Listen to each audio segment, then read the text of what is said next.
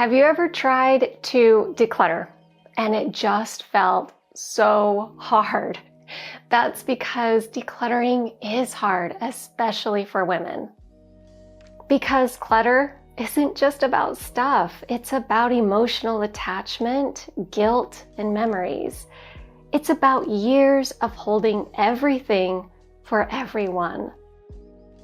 If decluttering has ever felt overwhelming and exhausting, there is nothing wrong with you and you aren't doing it wrong.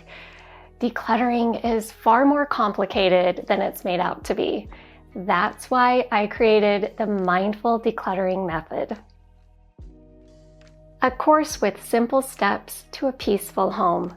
Inside, you'll find helpful tools to navigate letting go, proven methods that make decluttering easier, and step-by-step instructions on how to declutter everything in your home, including the mountain of paperwork in your office.